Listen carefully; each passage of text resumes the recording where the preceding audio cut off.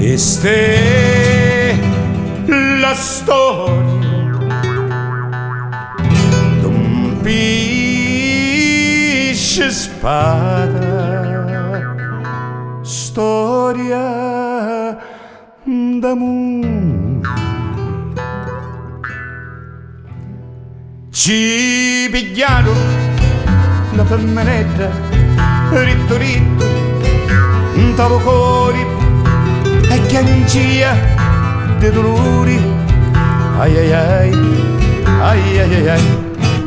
E la barca l'assassinava e lo sanno che scorria e lo mascolo ciancia. Ai ai ai, ai ai ai ai. E lo mascolo paria, paria impazzuto.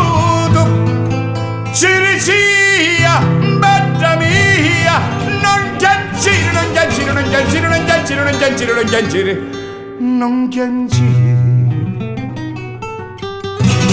Rispondeva la femminetta, uno filo da voce.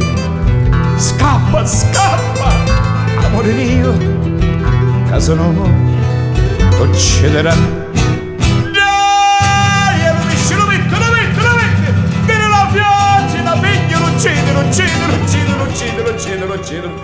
Uccidilo. Fece un sabato e si giocarono a cucchiati, ora ancora, e a così finì la storia di due pesci sfortunati. E lo mascolo paria, paria impazzuto. Ciricia, bella mia, se domani voglio morire insieme con te, insieme con te, insieme con te, insieme con te, insieme con te.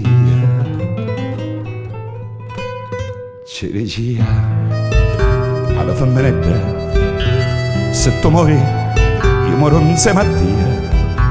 Che Cristo è l'amore dello vero pesce spada.